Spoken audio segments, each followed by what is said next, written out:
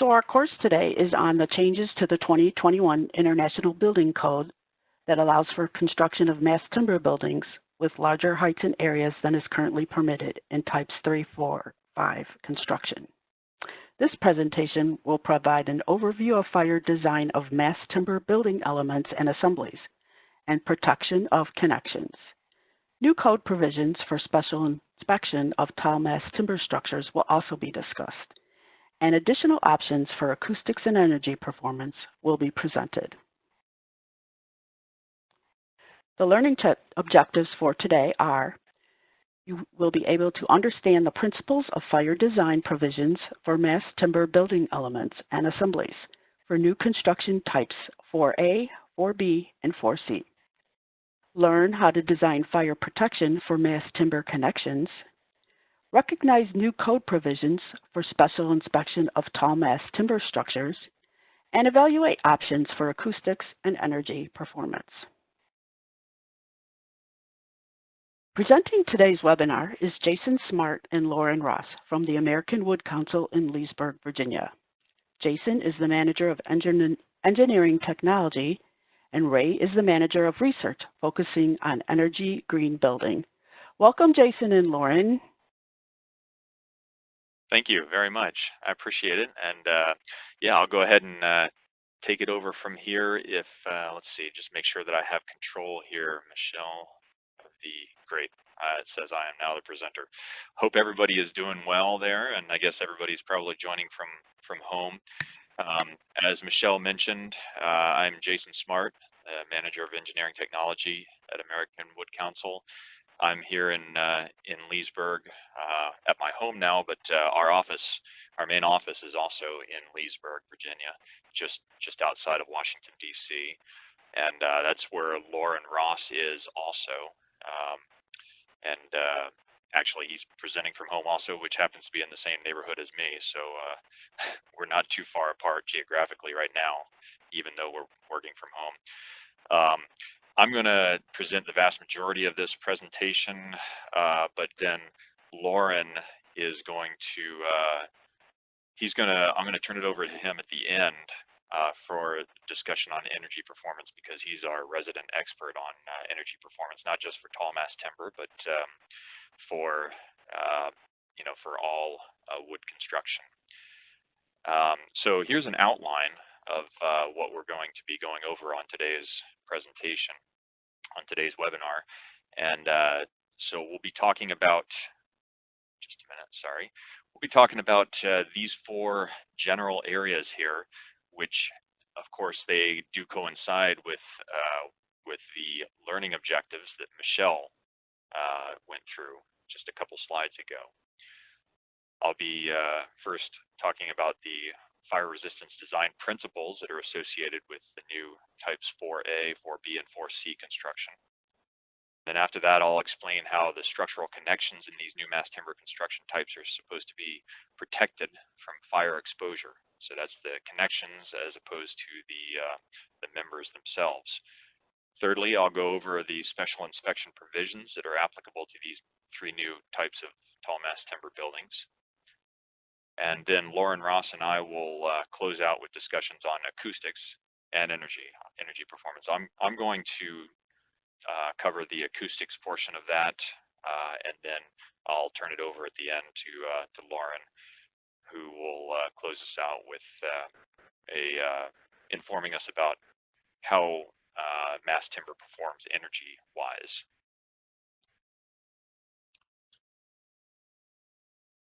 Sorry, just a minute. Let me try to advance here to the next slide. There we go. Okay.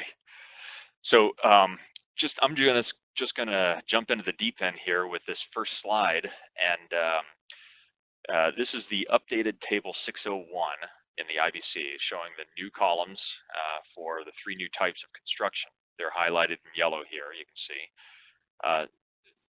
they're highlighted so that you can distinguish them easily from the other types of construction. Notice that the fire resistance rating requirements for type 4A are the same as those for type 1A, which has existed for a long time. type 1A is the type of construction that basically allows unlimited heights and areas. So your skyscrapers are going to be type 1A. So type 4A, while it doesn't allow unlimited heights, of course, the fire resistance ratings for type 4A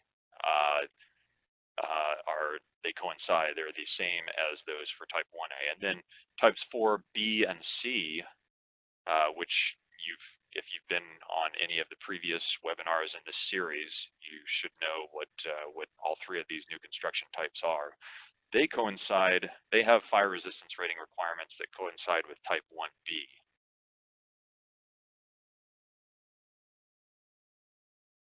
Okay, so let's back up and look at some of the basic and more generally applicable principles related to fire safety, specifically in the context of the IBC. Non-combustibility and fire resistance, those are two very different things, and they each have their place in the code. The code requires non-combustible materials for some purposes and specific fire resistance ratings for other purposes. Some non-combustible building elements, such as unprotected steel column, for example, or an unrated cold-formed steel frame wall, they have very little fire resistance. Since steel conducts heat much faster than wood, the heat is transmitted throughout the cross-section of the steel member quickly. And by the time a steel member reaches approximately 550 degrees Celsius, or just over 1,000 degrees Fahrenheit, it's lost about 50% of its strength. And then going a little higher at 750 degrees Celsius, or almost 1,400 Fahrenheit, it's lost about 90% of its strength. So exposure temperatures in a typical post-flashover fire, they far exceed both of these temperatures. And then also when you compare them to temperatures in the standard ASTM E119 fire resistance test, a temperature of 1,000 degrees Fahrenheit is reached at about 5 minutes. And then 1,300 degrees Fahrenheit is reached at about 12 minutes. So, you know, you would expect that an unprotected steel member, although it's non-combustible, it's not particularly fire resistant. And I only highlight that. I'm not trying to bash any particular material type. I'm highlighting that to illustrate the difference between the term non-combustible versus fire resistant. A lot of people equate those, but they're not. They're not the same. And then conversely, you can have a combustible building element, such as wood beam or wood frame wall. Yes, they are combustible, but they have comparatively higher fire resistance. Large cross-section timber elements have inherent fire resistance even when exposed. This is owing to the strength that is retained within the relatively cool core and the insulated protection provided by the char layer that's surrounding it.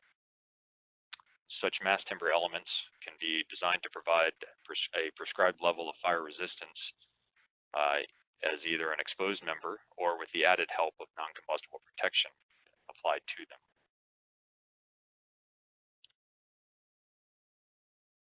So, sorry, just a minute there, making sure. Okay. So most of the members and assemblies in traditional heavy timber construction, which is now called type 4HT, as you probably know now, they're not required to have a specific fire resistance rating. They do have an inherent fire resistance, and that's because of the fact that they're required to have minimum cross-sectional dimensions. That's type 4HT I'm talking about, not the new types 4A, B, and C. So these minimum cross-sectional dimensions are specified in Table 2304.11 of the IBC. And they're not new. They've been around for a while now. They're based on a tried and true track record of performance over the past century or more. Of course, this represents a very different approach to the manner in which members and assemblies in the new types 4A, B, and C construction are designed. Different, but not necessarily worse, not better or worse. In the new types of mass timber construction, the members and assemblies must be designed to achieve certain prescribed fire resistance ratings, like the ones I showed you in that excerpt of IBC Table 601 a few slides back. Although they must still meet the requirements of IBC Section 2304.11, the minimum dimensions of members and assemblies in these new mass timber construction types may actually need to be a little greater than the prescribed minimums that are given in Table 2304.11. In certain cases, additional cross-section is necessary in order to achieve the prescribed fire resistance ratings, especially in types 4B and 4C construction on mass timber surfaces where there's no non-combustible protection.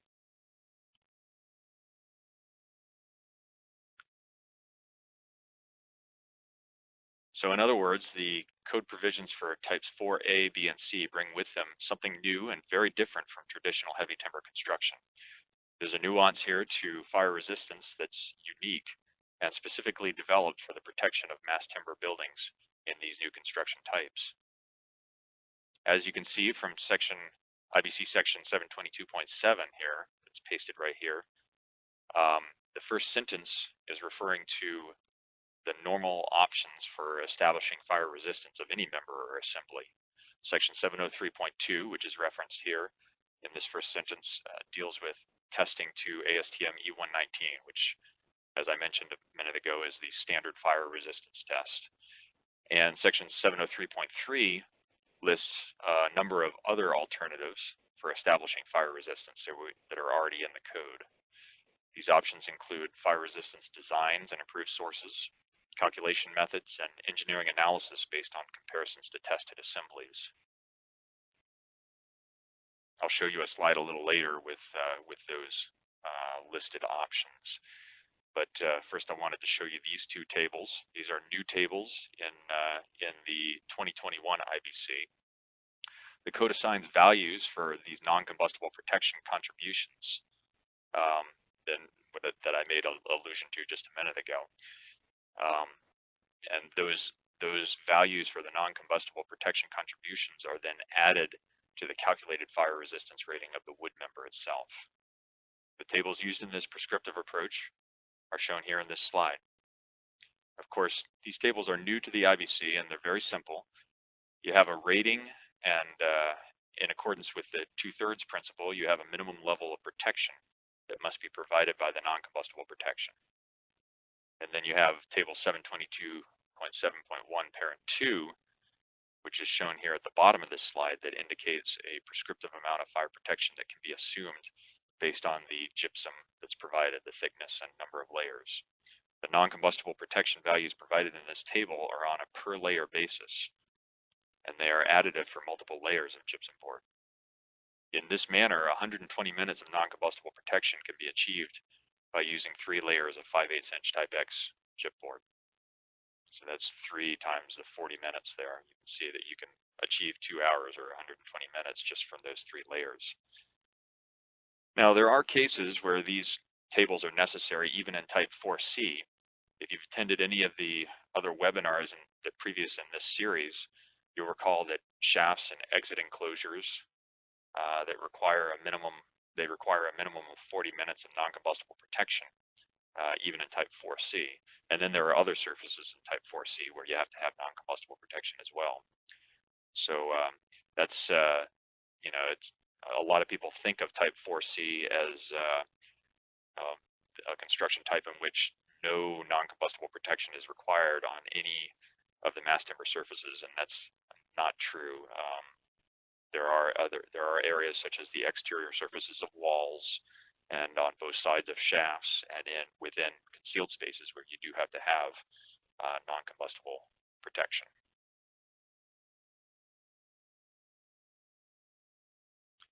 This is the slide that I referred to a minute ago that lists all of the acceptable methods for establishing fire resistance in accordance with Section 703 of the IBC. Any of these 7 methods can be applied to any construction type, wherever fire resistance ratings are required. They're all based on the same standardized fire testing also. That is, of course, E119, ASTM E119. But as you can see from this list, a member or assembly does not necessarily have to be tested to be recognized by the code as having a fire resistance rating. Of the 7 recognized methods for determining fire resistance rating, the one that I have here in red on this slide is the one that we'll talk about next. Specifically, that's calculation methods that are described in IBC Section 722.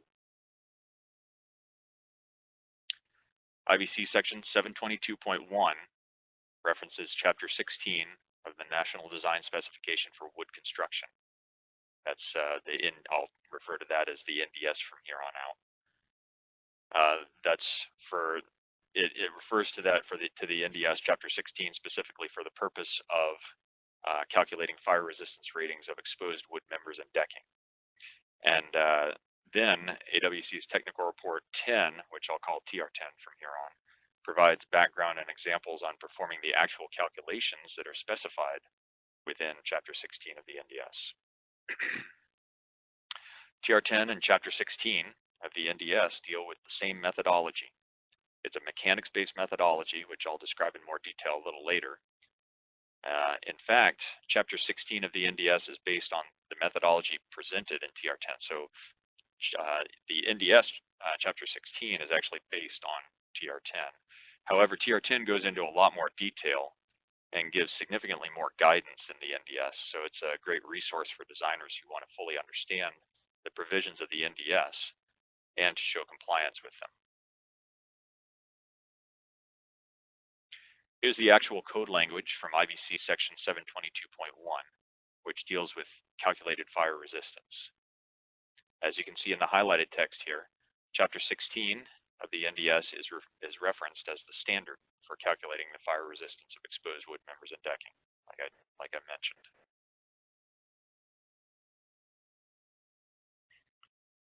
So NDS Chapter 16 allows the fire design of exposed wood members for fire resistance ratings up to 2 hours. So you can go up to 2 hours calculated fire resistance for exposed wood members. It applies to any exposed wood member, including those in beams, columns, walls, assemblies, floor ceiling assemblies, and roof ceiling assemblies. For decades now, the NDS has addressed fire design of traditional heavy timber materials that were already included within its scope. These materials include sawn lumber, glued laminated timber, or Glulam, and structural composite lumber, such as LVL, PSL, and LSL. And by the way, LVL is laminated veneer lumber, PSL parallel strand lumber, and LSL is laminated strand lumber. They're all engineered wood products, and they can be built up into fairly large cross sections, which can qualify, if they're large enough, as heavy timber. But then also, for the first time in the 2015 edition of the IBC, or the NDS that is, NDS was expanded to address cross-laminated timber, or CLT, which I'm sure you've heard a whole bunch about lately. And of course, because of this, Chapter 16 now addresses fire design of CLT along with the other wood products that are listed here.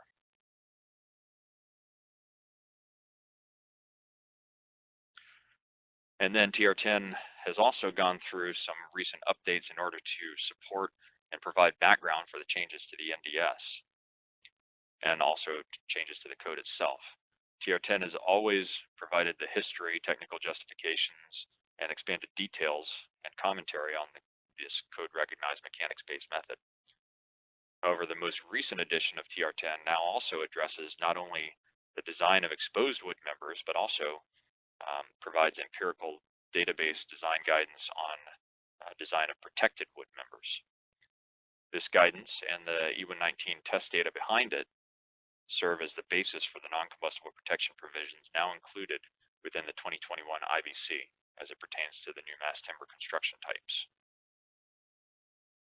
Note, however, that TR10 provides guidance for design of both combustible and non-combustible protection. An example of combustible protection would be additional wood cover added to the protected wood member, whereas an example of non-combustible protection would be gypsum board applied to the protected wood member. Gypsum board is the most common, probably, non-combustible protection type, and it's the type that is that has recognized, code-recognized, or prescriptively recognized contribution values in the table that I showed a few slides back. Let's see. So there was something else I wanted to mention here. I can't remember what it is, but that's all right. We'll just move to the next slide here.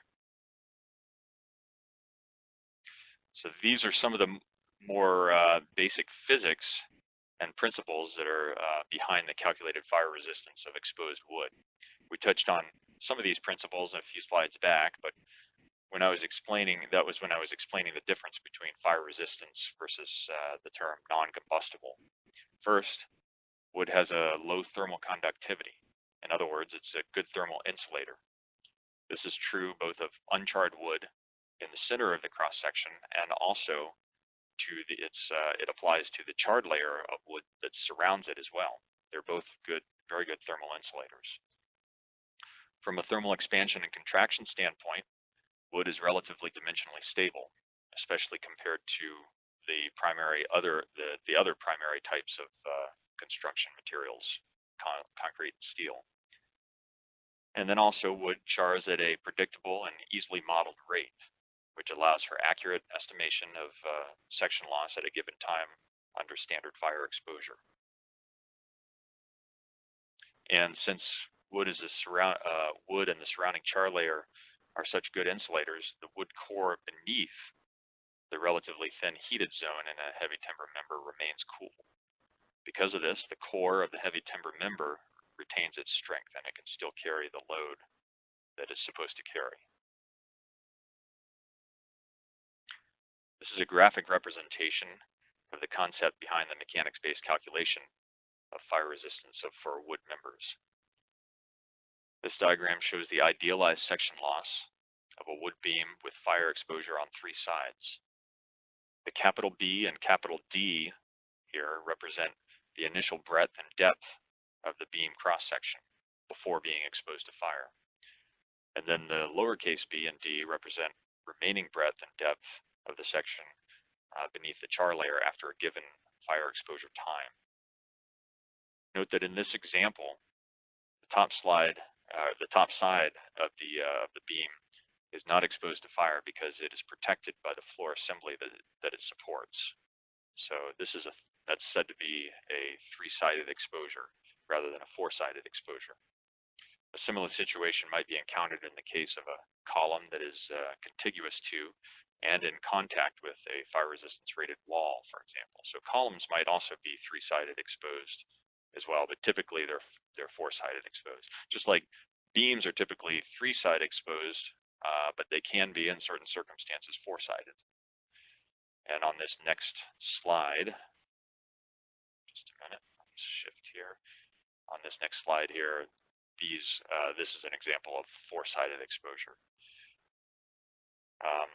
Although the remaining uncharred section of wood is represented by the lowercase b and d here, the actual mechanics-based design that's used to establish a fire resistance rating is based on a slightly smaller section than what's represented by the lowercase b and d.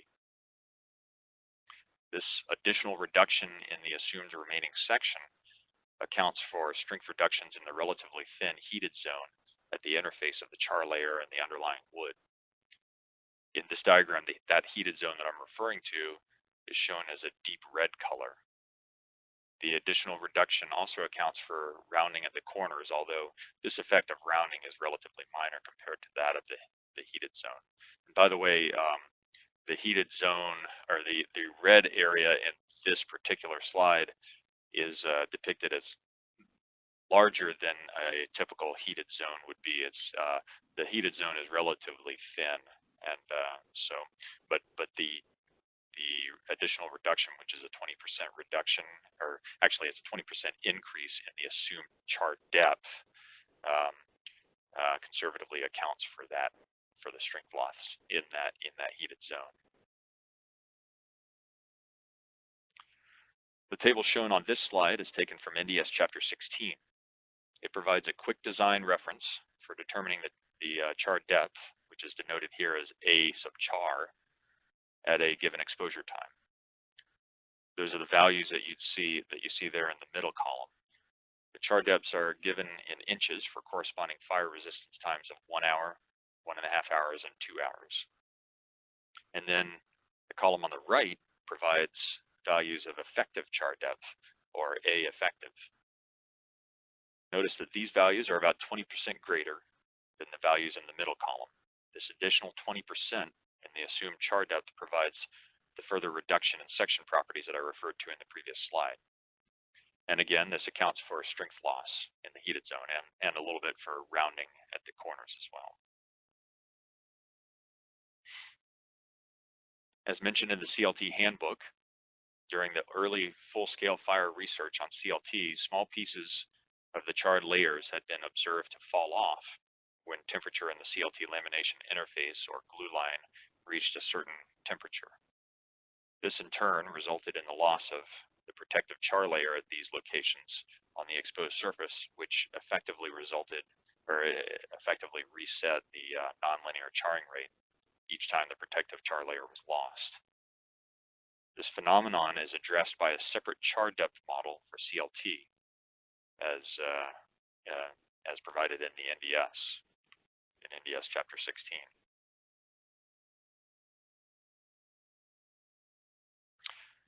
And this table shows the values for char depth, effective char depth, that is, for CLT. For CLT having various lamination thicknesses. The table applies only to CLT in which all of the laminations in the layup are of equal thickness. But then the NDS commentary goes a step further, and it has provisions for fire design of CLT with laminations of unequal thicknesses. It's just a slightly more complicated calculation. Notice that the effective char depth values that are given in this table are generally greater than the values given in the NDS table I showed previously, which applies to all other wood members. This is not because the CLT has a different nominal char rate. In fact, CLT has the same assigned char rate or nominal char rate as all other wood member types. Rather, the reason for the different char depths here is because CLT has a different char depth model, like I mentioned. So if you hear someone say that CLT has a faster char rate, that's not correct. It has the same nominal char rate because it's made from the same types of wood. It's made from lumber. It has the same char rate. It just, because the char model, the char depth model is different, it will have a different char depth at a given time. Note also that CLT with thinner laminations has a greater effective char depth at a given fire resistance time here in this table. This too is a result of the CLT char depth model.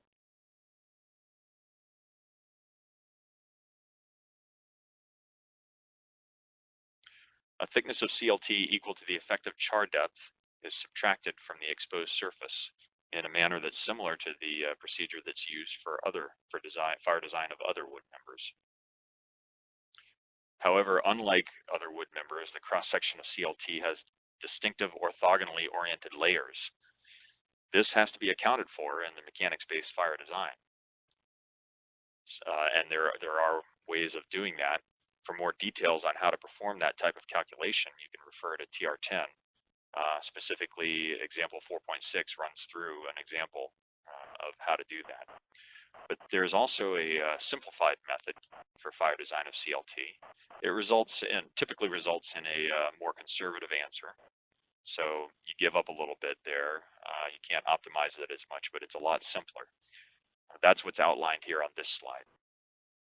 For a 5-layer CLT having 1.5-inch thick laminations, the fire design could conservatively be based on the design properties for a 3-layer CLT that's made of the same lamination types.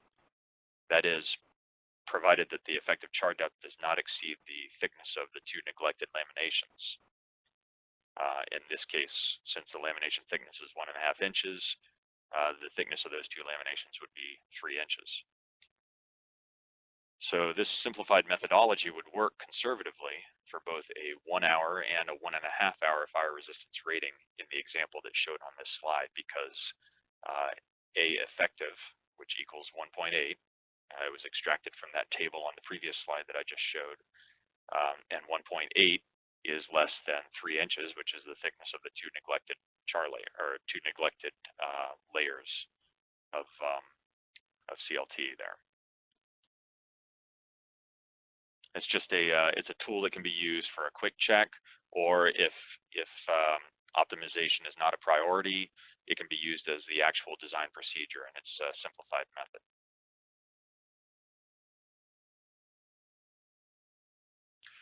So far, we've touched on the fire resistance design and calculations for exposed mass timber. And for the most part, these procedures remain unchanged from previous editions of the NDS.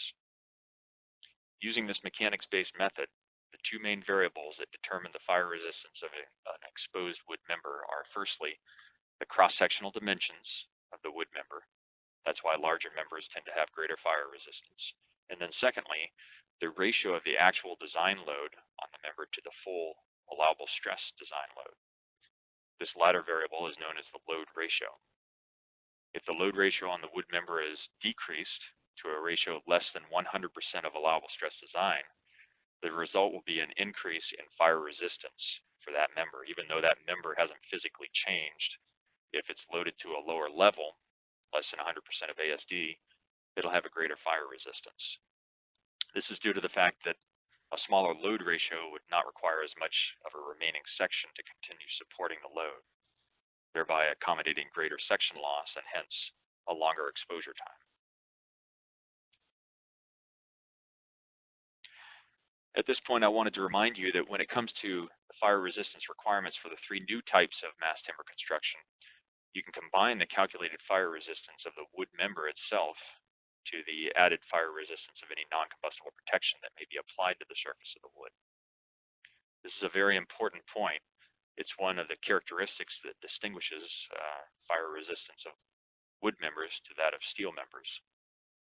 For wood, you can rely on a calculated amount of inherent fire resistance in the member itself. And then, if necessary, add to that any additional amount of protection that may be prescriptively required or necessary to achieve a particular fire resistance rating. And just so that we're clear here, the inherent fire resistance of the wood member itself is calculated in the same manner as we've been discussing for exposed wood members. That's DES Chapter 16 and TR10. It's the mechanics-based model. So as an example, consider a building with CLT walls and floors, like the one that's shown here in the picture on the left. Say the CLT alone has been calculated to have an inherent fire resistance of not less than 40 minutes based on its thickness and design load ratio. In order to achieve a 2-hour fire resistance rating, the designer could simply specify 2 layers of 5/8" Type X gypsum board on the walls and ceiling to provide the additional 80 minutes of fire resistance necessary. As we discussed earlier, the 2021 IVC prescriptively recognizes the contribution of 5/8" Type X gypsum board as being 40 minutes per layer. So that makes up 2 layers, makes that additional 80 minutes as necessary. This would not only achieve a minimum fire resistance rating of 2 hours for the walls and ceiling, but for Type 4B, it would also meet the prescriptive requirement of having no less than 2/3 of the required fire resistance coming from non-combustible protection. So it'll meet the prescriptive requirement, the 2/3 requirement, and the actual the prescribed or the required fire resistance rating.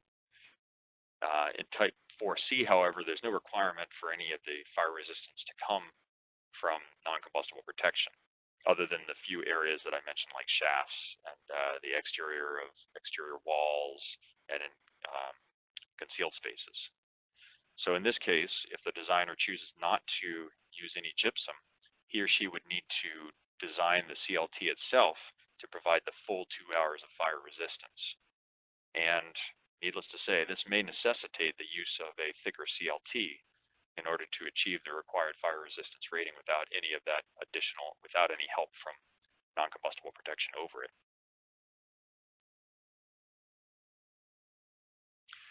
The calculated fire resistance of timber decks, including nail laminated timber or NLT, can be calculated using section 16.2.5 of the NDS.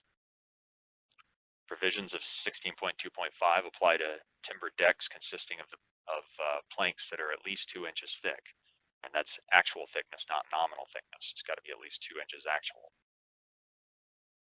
Planks are required to span the distance between the supports. Under this section, single and double tongue and groove decking are designed as an assembly of wood beams fully exposed on one surface only. That's the surface facing towards the fire, the bottom, typically. Butt-jointed decking is designed as an assembly of wood beams fully exposed on the bottom and then also partially exposed on the sides of each lamination. To compute the effects of this partial exposure on the sides of each lamination, the char rate for this limited exposure is taken as 33% of the effective char rate, so 1/3 of the effective char rate. For butt-jointed timber decking, which includes NLT, these calculation procedures do not address thermal separation. However, thermal separation can be addressed by other means, such as the addition of layers which provide a known amount of thermal separation on the ceiling and or floor surface. So examples of that would include gypsum board on the ceiling or on the bottom surface of the assembly, and then perhaps a wood structural panel subfloor on the top. Also, a cast-in-place floor topping, such as gypsum concrete, would further enhance the thermal separation. These also have benefits from an acoustic standpoint, which I'll talk about a little later.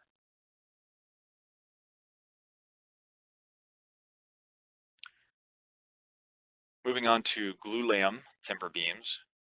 Glued laminated beams typically have stronger laminations at the top and bottom when compared to the laminations closer to the neutral axis.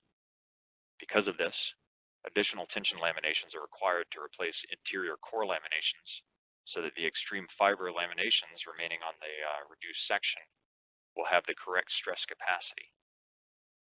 This is a detailing provision that requires communication and coordination between those responsible for the design, the fire design, and also those responsible for the structural design. So there needs to be some communication in order to ensure that the beams are laid up properly to comply with these provisions that are highlighted here out of section 16.2.4 of the NDS.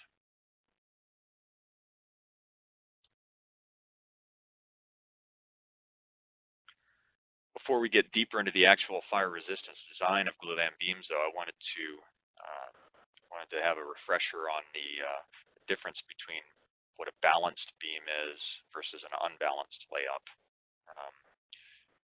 because those terms were mentioned, balanced versus unbalanced, in the excerpt from the NDS that I just showed you on the previous slide.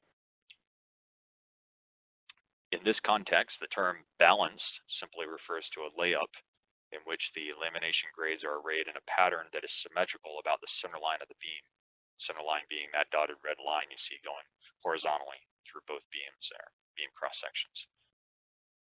Conversely, the term unbalanced refers to a layup in which the lamination grades are not symmetrical about the center line. In this diagram, the beam section on the left is unbalanced, while the section on the right is balanced, as you can see, symmetrical.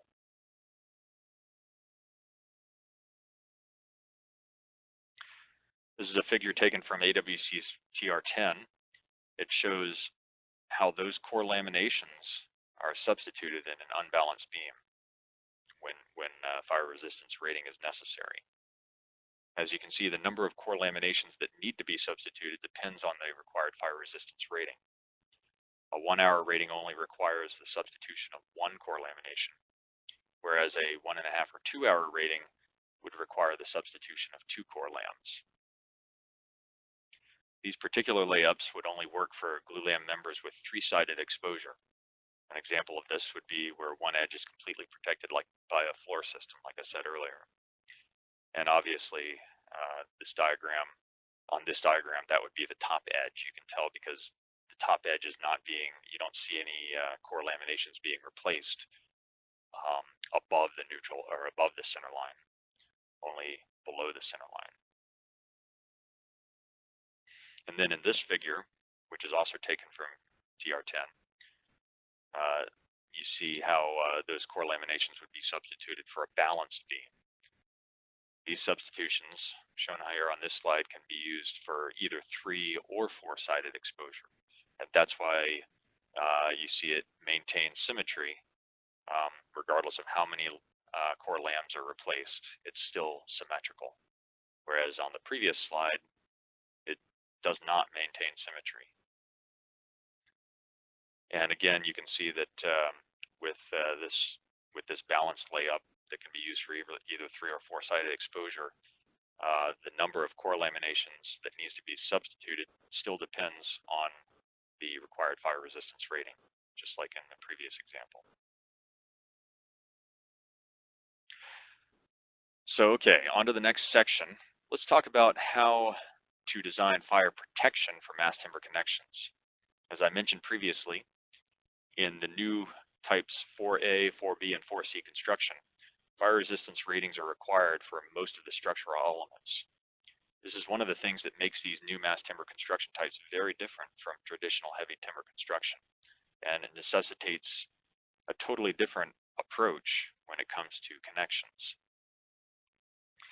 Wherever structural members or assemblies are required to be fire resistance rated, the code requires the connections between those members or assemblies to have an equal level of fire resistance.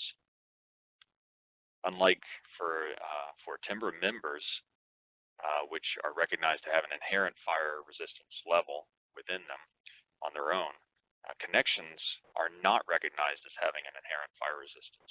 They are required to be protected. In other words, 100% of the required fire resistance of a connection must come from protection applied over the connection, rather than from the connection itself. So I know this is not necessarily interactive because none of you in the audience can speak up here, but I'm hoping that people can see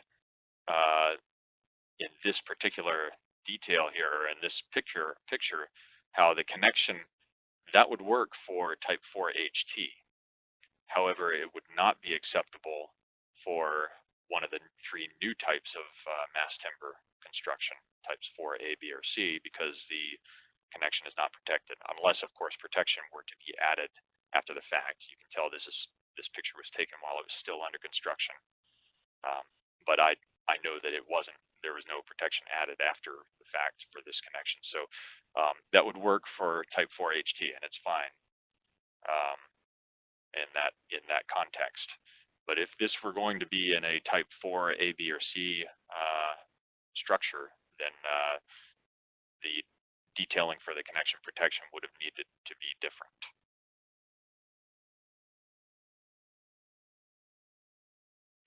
Here's an excerpt of IBC provisions dealing with fire protection of connections. As you can see, there are two options provided. The first option is to perform a standard ASTM E119 fire test in which the connection is included within the tested assembly. As with any standard fire test, the connection would be loaded during this test. And then the second option is engineering analysis. This design, the design objective in such an analysis is for the average temperature rise at the interface between the protection and the connection itself to be limited to 250 degrees Fahrenheit or less. Notice that the last sentence of item 2, it clearly defines the connection as including the connection hardware, the fasteners, and portions of the wood members that are included in the design of the connection. This is an important point because it means that the connected wood members themselves cannot be used as part of the protection unless those wood members are intentionally oversized for that purpose. Generally speaking, the connection protection is made up of distinct members of either wood or gypsum or some other approved material that is applied over the connection.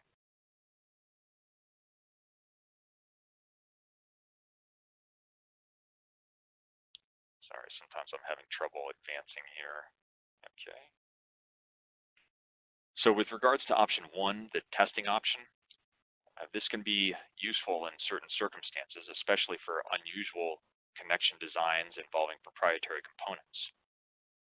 But obviously, it would be impractical to test every connection configuration. This is where the second option, the engineering analysis option, provides a more practical solution for everyday designs. NDS section 16.3 provides the requirements for the manner in which connections are to be protected. Connections that are between members, which are required to be fire resistance rated, have to be protected from that fire exposure, just like I mentioned. This protection can be provided by either one additional wood cover just beyond the wood member connection itself, or fire-rated gypsum board, such as Type X gypsum board, or other approved materials which the required fire for which the required fire protection time is demonstrated, usually through testing. Or, of course, you're allowed to use some combination of these three options that I've listed above here. And again, just like for member design, TR10 provides detailed guidance on how to design connection protection using these various materials. Specifically, it explains how to design protection in order to meet the code-specified design objectives associated with the engineering analysis. Namely, I'm referring to the average temperature rise criterion of 250 degrees Fahrenheit.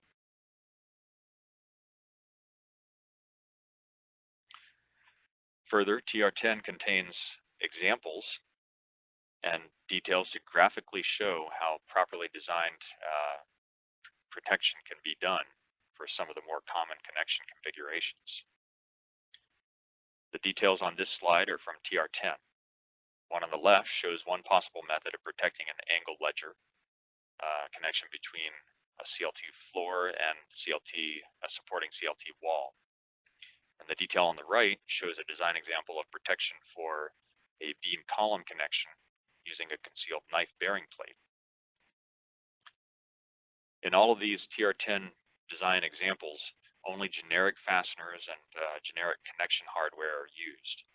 And this was done purposefully in order to ensure that the details are generally applicable rather than being specific to a particular proprietary fastener or hardware make and model. TR10 specifies that the thermal separation time provided by wood protection can be determined by multiplying the calculated protection time, or T sub P, by a factor of 0.85. For example, assuming the NDS specified nominal char rate of 1.5 inches per hour, if a single layer of wood having a thickness of 3 inches is used to provide fire protection to a wood member, the fire protection time, or T sub P, provided by this layer would be calculated as 141 minutes using the equation that's shown here. 60 minutes per hour times the ratio of 3 over 1.5 inches per hour, and that ratio being raised to the 1.23, the power of 1.23. And that exponent there, 1.23, is the nonlinear portion of the char model that I was referring to earlier. However, if this 3-inch thick layer of wood is used to protect a connection, then it must also provide thermal protection to limit the average temperature rise at the interface between the protection and the connection to 250 degrees or less. As noted above, the thermal separation time provided by this wood protection can be determined by multiplying that T sub P value, 141 minutes, by 0.85. So you'd wind up getting, it works out neatly to 120 minutes. Works out neatly like most design examples work out neatly. And that's by design, of course. So Technical Report 10 also provides an approach for determining thermal separation time of gypsum board. Specifically, the thermal separation time is taken as the non-combustible protection time multiplied by a factor of 0.5 instead of 0.85 for wood. Thus, a single layer of 5/8-inch Type X gypsum board, which has an assigned non-combustible protection time of 40 minutes, would be assumed to provide a thermal separation time of 20 minutes, half of the 40-minute value. In this detail, you can see that clearly the single layer of 5/8-inch Type X gypsum board on the ceiling would not be sufficient to protect the connection hardware for the required 1-hour fire resistance rating time. In fact, it would only provide 20 minutes of thermal separation to the lower leg of that steel angle that you see in black there.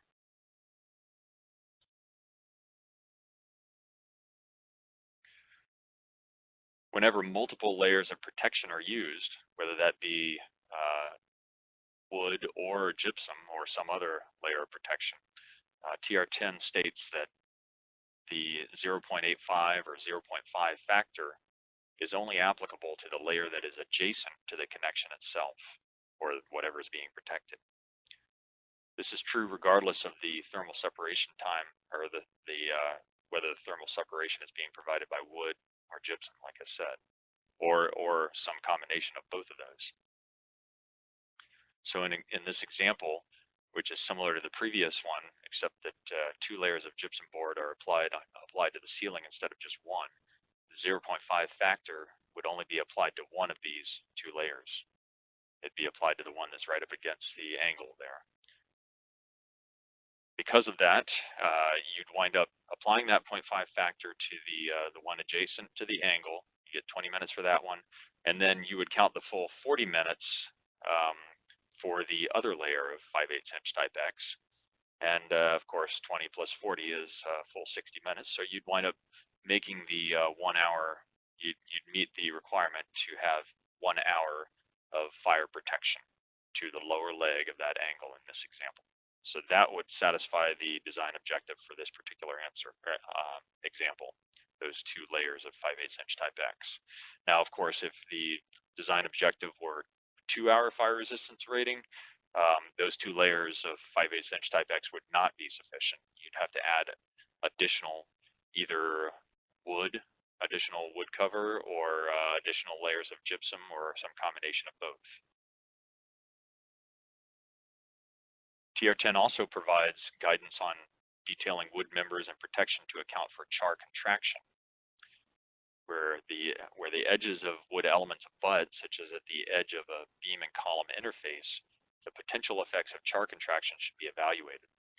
Let's define what we mean by the term char contraction here. First, we have to understand exactly what char depth is. Char depth is the distance between the location of the original wood surface, which is denoted by a dotted black line here in this figure, the distance between that dotted black line and the char front. And by the way, the char front is defined as the furthest extent of charring into the wood. So that's the interface between the gray zone there and the wood behind it. That's the char depth. As wood chars, its volume decreases. The volume of the char decreases such that the thickness of the char layer, which is the thickness of that gray zone, is actually less than the char depth. And you can see that there. It's the difference between them is represented by the little bit of white you see between the white strip you see between the dotted line and the beginning of the char layer. That represents approximately 1/3, or 0.3 of 3/10 of the char depth. This phenomenon can result in the formation of a wedge-shaped gap, which propagates along the interface between the 2 wood members. Ignition extends into such gaps at a distance that is approximately twice the char depth. As a result, additional wood cover or blocking is required to provide the area around abutting, protect the area around abutting edges. Fasteners used to attach that protection are not required to be protected, by the way. This diagram here in this slide depicts the profile of a char front and a floor-to-wall ledger connection, typical connection, when the steel angle hardware is properly protected. The char depth is labeled as A char here, A sub char, and the char thickness is the width of the gray area, like I mentioned. And you can see that the char front has formed a wedge-shaped gap right there that points upward. The apex of that gap points upward towards the elbow of the steel angle between the wall and the protection at that intersection.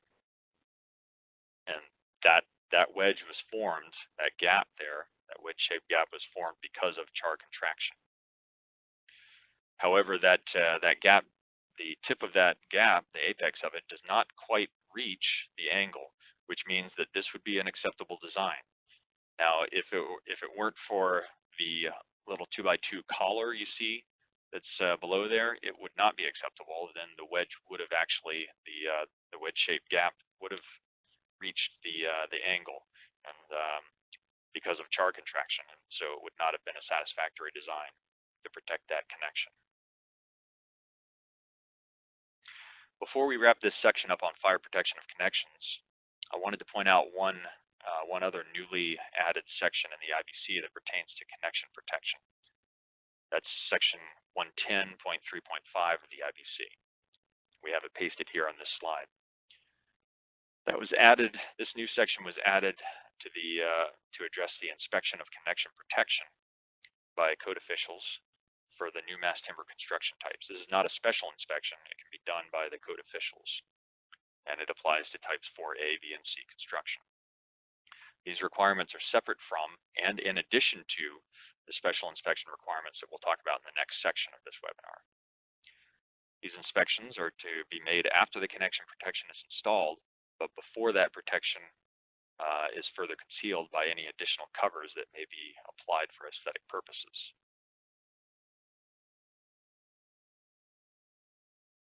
Now let's explore the code requirements regarding special inspections for the three new mass timber types of construction. The special inspection requirements for type 4A, 4B, and 4C construction are contained in new section 1705.5.3 of the 2021 IBC. This section consists primarily of a table that has the same number designation, 1705.53, which I'll show on the next slide.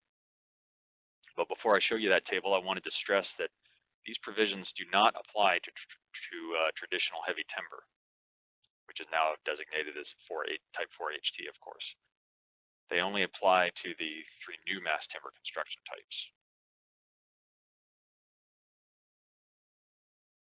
Here's that table, table 1705.5.3, which identifies each aspect of the mass timber construction where special inspection is required. Generally speaking, these include anchorage to foundations, erection of mass timber construction, and various aspects of structural connections, including the fastener type, fastener placement, and dimensions thereof. The only connections warranting continuous special inspection are the adhesive anchors installed in horizontally or upwardly inclined orientation that are resisting sustained tension loads or withdrawal loads.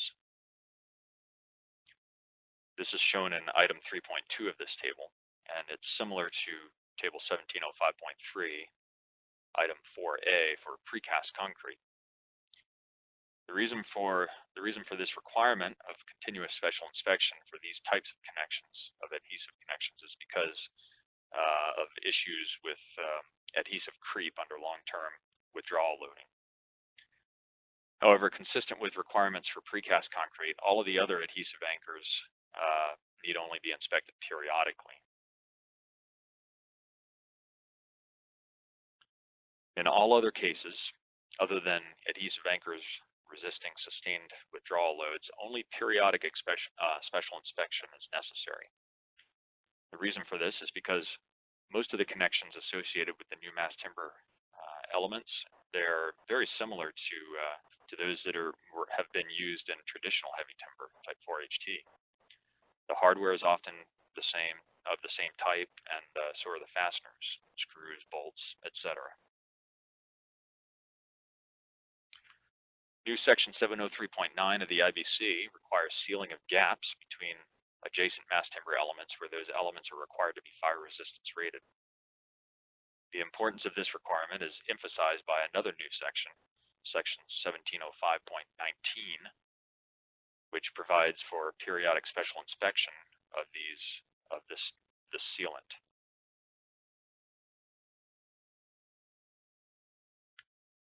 However, there's an exception that's provided in that section, in section 703.9, that is, to allow for the omission of sealant between adjacent mass timber elements, and that specifically applies where standard fire testing has been performed to demonstrate that the assembly can still achieve the required fire resistance rating even without the sealant.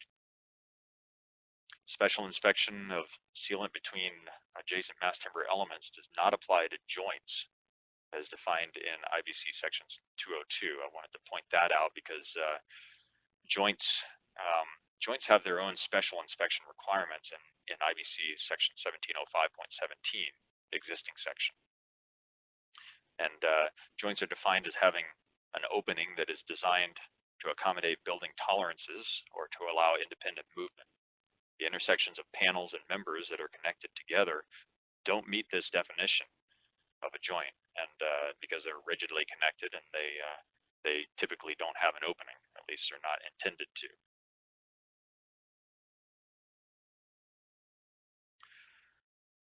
None of these new special inspection provisions address mass timber structural elements that are considered to be fabricated items, as defined in the IBC.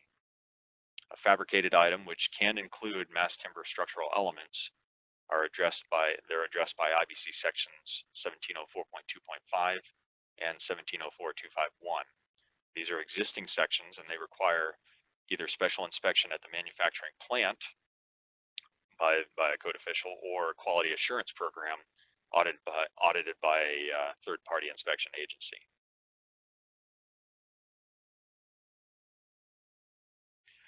Existing section 704.6 requires the owner or the owner's authorized agent to employ a registered design professional to perform structural observations during construction, wherever certain criteria are met. These criteria include a trigger that kicks in for any structure that is considered a high-rise building, and any structure in which the top floor is greater than 75 feet above fire department access is considered a high-rise. So this would include the new mass timber construction types wherever they exceed that height, especially for types 4A and 4B, which can easily exceed that height. However, I'll point out that this is not specific to the new mass timber construction types. It applies to any construction type, so it's not picking on one particular construction type. Just applies to anyone that meets the triggers listed here.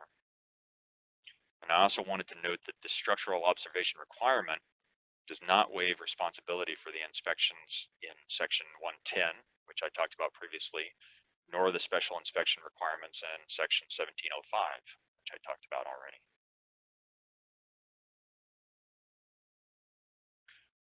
In this last section of our webinar today, I'm going to speak a little bit about acoustics, and then I'm going to turn it over to my colleague, Lauren Ross, so that he can tell us about energy performance of mass timber construction after I go through the acoustics.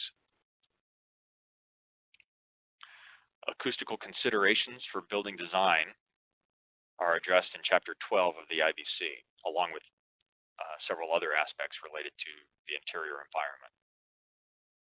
To be more precise, the quote-unquote acoustical considerations that are addressed in the IBC deal primarily with sound transmission. And that's sound transmission through wall and floor ceiling assemblies that separate dwellings. There were no changes to IBC Chapter 12 that were specific to the new tall mass timber construction types. However, the existing provisions, they apply to all construction types, including mass timber. Thus, wall and floor ceiling assemblies in these new mass timber construction types will also be subject to the sound transmission provisions of IBC section 1206 in particular. These provisions apply to wall and floor ceiling assemblies that separate dwelling units and sleeping units, or that separate such units from interior public areas, regardless of construction type. Assemblies like the ones that I just described that separate dwellings must have a minimum sound transmission class, or STC, rating of 50. This is a measure of airborne sound transmission loss. So the higher the STC, the more effective the assembly is at blocking sound transmission, airborne sound transmission, between adjacent dwellings. And in the case of floor ceiling assemblies, a minimum impact insulation class, or IIC, of 50 is required as well. It's the same minimum value there, 50. However, those are two very different metrics. Unlike STC, IIC is a measure of structure-borne sounds that are introduced directly into the building elements through contact, such as a dropped object or stomping feet. But again, the higher, just like for STC though, the higher the IIC number or value, the more effective the assembly is at blocking sound transmission from one dwelling to the next. Alternatively, if a field test is desired instead of in lieu of laboratory tests, then there are other standards that are specified, ASTM E336 for airborne sound transmission and E1007 for structure-borne sound transmission. And these assemblies would then, if it's field tested instead of laboratory tested, the assemblies have to meet a minimum rating of 45 instead of 50. And the reason for the slightly lower bar there is because it acknowledges the fact that in field testing, it's almost impossible to avoid picking up some flanking paths. So it would be harder to attain a value of 50 in a field test than it would in the lab test. Also, it's acknowledged that in field tests, you're actually testing the in situ, the actual assembly that you're rating, as opposed to a laboratory test where you're testing an assembly that's supposedly built like the actual building, but there may be differences. Also, as I stated earlier, these code requirements apply only to certain assemblies within the multifamily construction. Those are assemblies that separate dwellings. And then also, although there are guidelines related to acoustical performance in occupancies such as offices, schools, and hospitals, there are guidelines for those, but there are no requirements in the IBC for those. It only applies to multifamily dwellings. Bare mass timber floor ceiling assemblies are seldom used to separate dwelling units. This is it's in large part because they typically cannot meet the minimum STC and IIC requirements without additional components added to them. For example, a 5-ply CLT floor with a thickness of almost 7 inches has an STC rating of 41 and an IIC rating of 25. As such, components are typically added to one or both sides of the mass timber assemblies to improve their STC and/or IIC ratings. This table shows acoustical properties of bare mass timber panels. You can see that not many or none of those values reach the minimum value of 50. So there would need to be components added to those mass timber panels. And of course, the added components have other benefits as well for fire performance and even, as Lauren will discuss, for energy performance. And also they can provide easier ways of concealing mechanical, electrical, and plumbing services.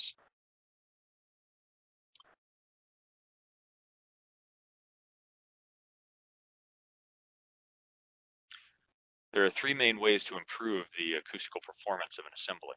First, you can add mass, and you can also add sound-absorbing material. And thirdly, you can add decouplers.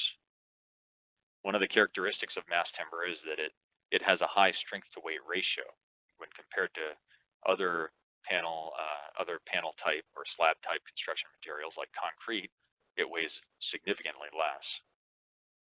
With acoustics, more mass is typically better for noise control.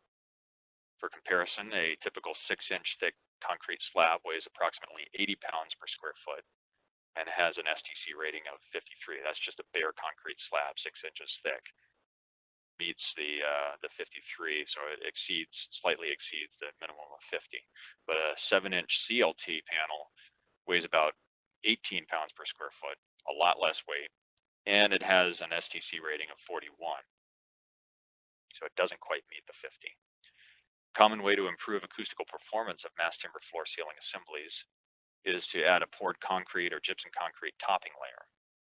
These cast-in-place toppings are usually in the range of 1 to 3 inches thick, and they serve to increase the mass timber or the mass of the assembly, thereby reducing sound transmission. Decouplers are products that replace rigid connections with flexible connections along a sound transmission path from one side of the assembly to the other.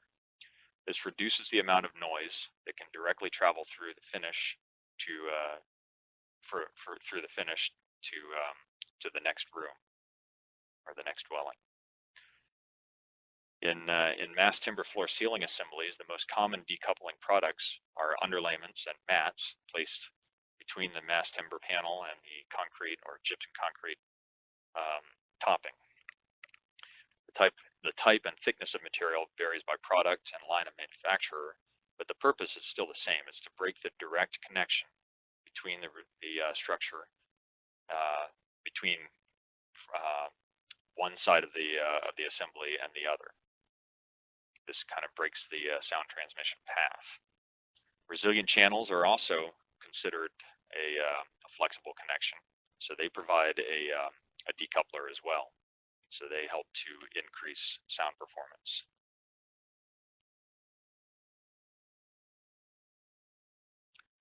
Where the design calls for exposed mass timber on the ceiling, common floor ceiling assembly includes the following. I'll just list them here from top to bottom. You see a finished flooring material, concrete gypsum based topping, usually 1 to 3 inches thick, and then acoustical mat underlayment under that concrete, and then the mass timber panel itself. Using a common 5-ply CLT floor panel, using a common CLT mass timber floor panel, STC ratings in the range of 50 to 59 have been achieved for this common assembly buildup. IIC ratings are greatly influenced by the presence and type of finished flooring. So for this buildup, a resilient floor finish material would be needed typically to achieve an IIC of 50 or greater. And probably the best resilient floor coverings are carbon and pad for that purpose. You can easily achieve your minimum of 50 with that. Higher sound transmission ratings may be more easily achieved where there is no requirement for the mass timber ceiling to be exposed. For example, the installation of gypsum board on the ceiling can greatly improve STC and IIC values, especially when it's hung from resilient channels or resilient clip systems. Although this conceals the mass timber panel from view on the ceiling, most of the mass timber surfaces in Type 4B and all of the mass timber in Type 4A are required to be protected with non-combustible protection anyway. And additionally, the spaces between the resilient channels or the clips in such a system would serve as a convenient location, like I said, to run mechanical, electrical, and plumbing services. So there are definitely advantages to concealing the mass timber for multiple reasons. Mass timber panels can also be used for interior and exterior walls, both bearing and non-bearing. For interior walls, the need to conceal electrical and plumbing services is an added consideration. And then common approaches include building a chase wall in front of the mass timber wall, or installing gypsum board on resilient channels that are attached to the mass timber wall. As with bare mass timber floor panels, bare mass timber walls don't typically provide adequate noise control, and chase walls also function as an acoustical improvement for these systems. For example, a 3-ply CLT wall panel with a thickness of 3 inches will only have generally an STC of in the mid-30s or so, 33 or so. In contrast, this figure shows an interior CLT partition with chase walls on both sides. This assembly would achieve an STC of 58, far exceeding the IBC acoustical requirement for multifamily construction. But I do want to note, though, on this slide, you see that Type 4 HT. That's there because it's to denote that this would only be acceptable in Type 4 HT because of the 2x3 studs, the sleepers there. Those are combustibles. You can't have combustibles in a concealed space in Type 4 A, B, or C. One way to minimize flanking paths at intersections between assemblies is to use various materials designed to seal air gaps and provide vibration isolation. In the context of the three methods that I noted earlier for improving acoustical performance, vibration isolators act as decouplers. With airtight connections, interfaces, and penetrations, a mass timber building can be designed and constructed to meet acoustic performance expectations. But you have to pay attention to those flanking paths. You have to block the air gaps or seal them. Several detailing and panel layout techniques exist that can help minimize this flanking. As I mentioned earlier, a poured concrete topping is common on mass timber floor panels. In fact, it's required in types 4A and 4B. By specifying a joint in the cast-in-place topping at dwelling separation walls, as you see in this figure, the designer can help to minimize flanking that's transmitted through that topping from one dwelling to the next. So with that, I'm going to turn it over to Lauren so he can close us out with the last few slides on energy performance here. Hopefully, Lauren, you're still here. Yeah, sure am. Let me toss that ball over to you there. There we go. All right, thank you.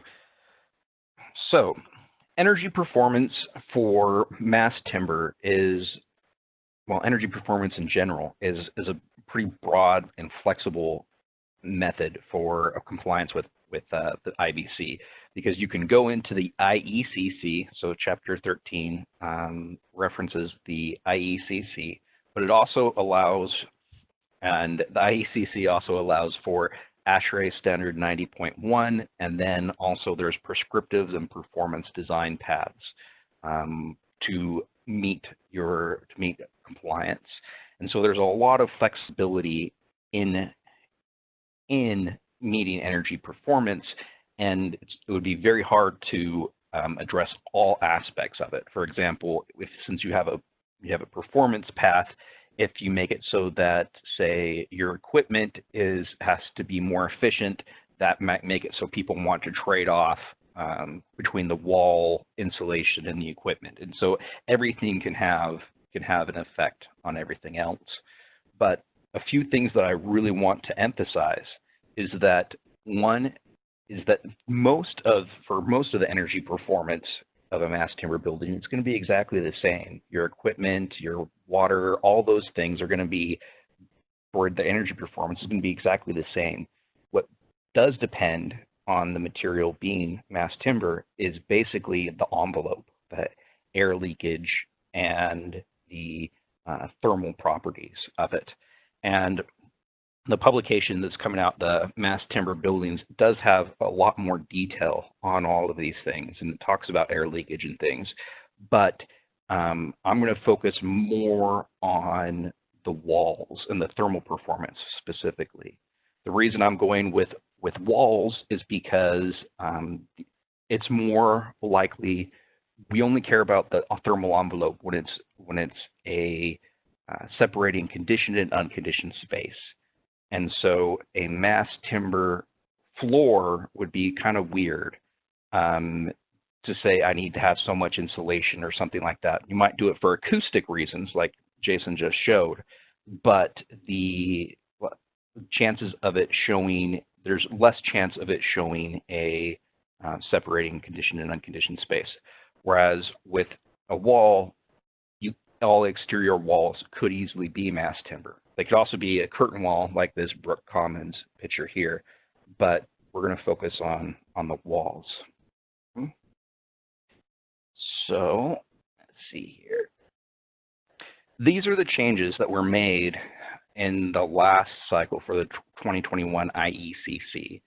And again, we're focusing on the U-factor method for compliance, because that's what's referenced in the performance path, and also because the R-value method, the prescriptive R-value method, doesn't allow to take account for the improved thermal performance of the mass timber itself.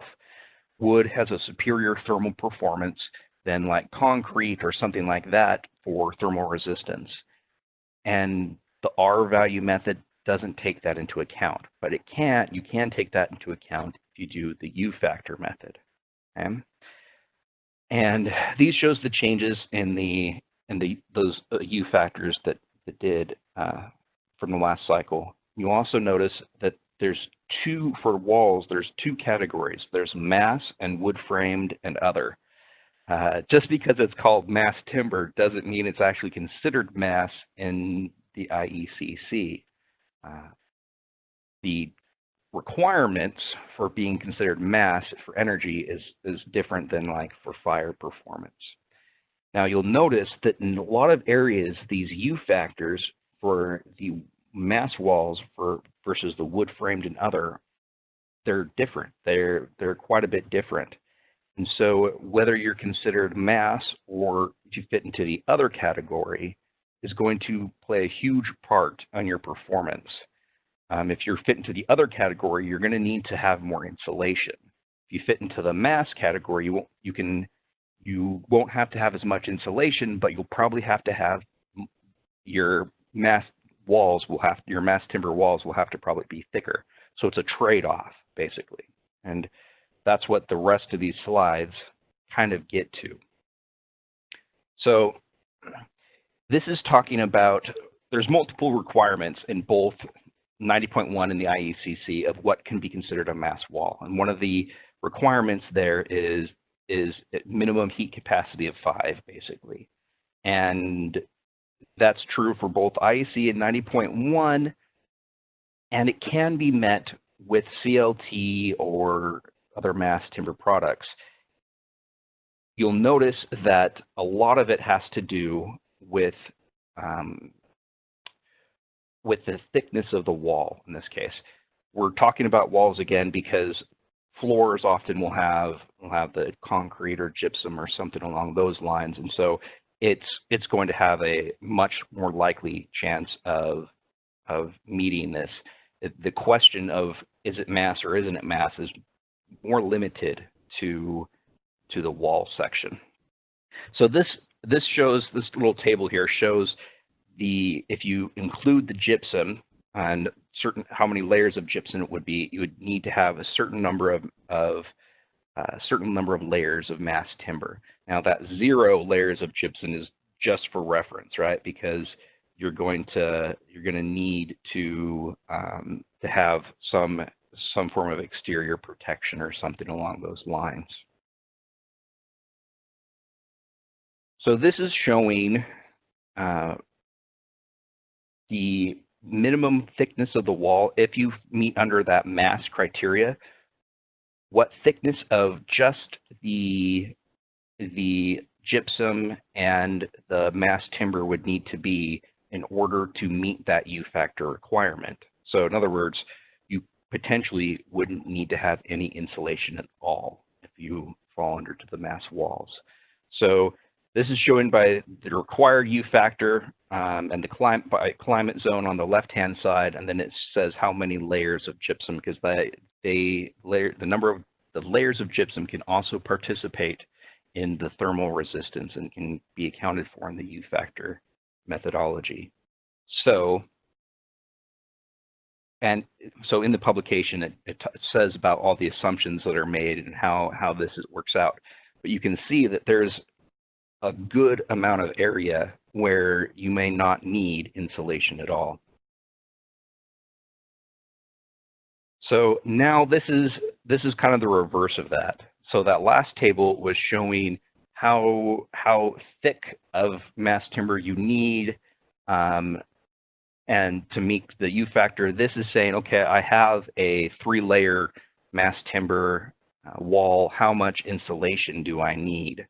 And you can see that the highlighted red areas are where an R9 mineral wool works.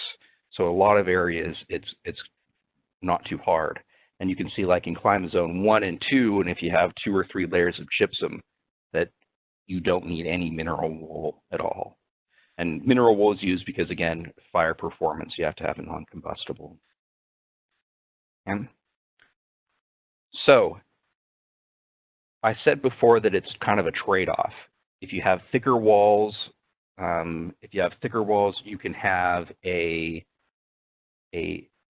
considered mass, and thus you have lower requirements. This is for that same thickness of CLT or mass timber wall, whatever type of mass timber wall it is, but meeting the requirements for a non-mass. So this is in that other category. And you see the area that's in red is significantly less. That's just because the other category has higher requirements, more stringent requirements. So now we're bumping it up to like a 5-layer system. You can see in this table that those blue areas are areas where you wouldn't need insulation at all. If you have that number of layers of gypsum or something along those in those climate zones, you're good to go.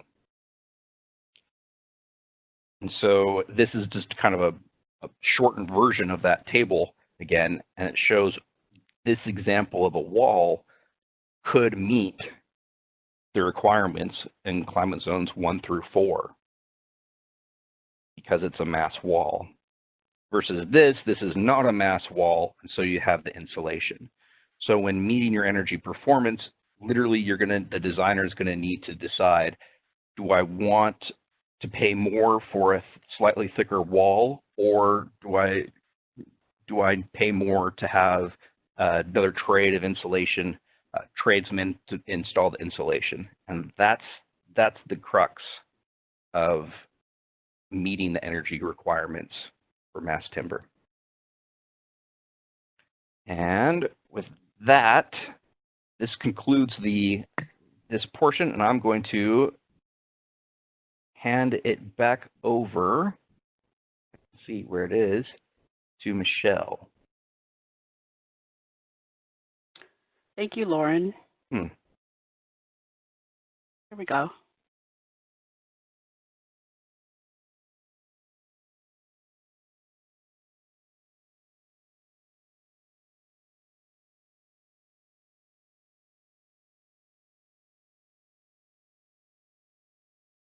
So while I'm going over these objectives that we had today, if there's any questions, please put them in your chat box or Q&A box now.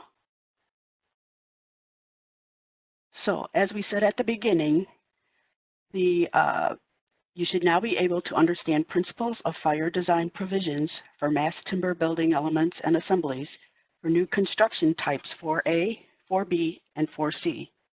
Learn how to design fire protection for mass timber connections. Recognize new code provisions for special inspection of tall mass timber structures, and evaluate options for acoustics and energy performance. So do we have any questions? You have a great job, Jason and Lauren. Thank you. Thanks. I do see one question in the chat box there. It says, you mentioned 703.9 requiring some type of separation between mass timber elements. Could you elaborate on that, please? And if I implied that, then I'm sorry, because that's not what I intended to imply. I was talking about the difference between, I was trying to distinguish between what the IBC defines as a joint versus the ceiling requirements that are in new section 703.9, ceiling between adjacent mass timber elements. And so no, there is no requirement for a separation between adjacent mass timber elements in 703.9. What 703.9 does require is sealing between those. And of course, like I said, there is an exception there if it's tested. You know, if the fire resistance rating can be demonstrated through testing without that sealant, then you don't need to. You can fall under that exception. You don't need to use the sealant. Hopefully that answers that question. Okay, we have another question. Other than connections, is there any provision for penetration, for example, through boat anchorage for building services? Yes, there are the same types of penetration fire stop the same type of provisions apply for penetration fire stops in mass timber assemblies that are fire resistance rated as for any other fire resistance rated assembly. And there are available designs that are accepted and recognized that achieve the F and T ratings for those rated penetration fire stops for surfaces going through penetrations going through a mass timber fire resistance rated assembly. And any provision for fire retardant treated wood, will that affect structural strength? No, it wouldn't affect. Well, I mean, there are that's a totally different realm, of course. There are adjustment factors that that need to be derived for fire retardant treated wood. Those adjustment factors may or may not be less than 1. For certain types of treatments, it's not less than 1. So in other words, there's no adjustment to the design values. But that's a different topic altogether. I think the answer or the question he's asking, the answer to that question would be no. There's no effect on the strength. And is it for tall mass timber or special inspection for types 4A, 4B, 4C, not type 4HT? That's right. Yep. The special inspection requirements apply to A, B, and C.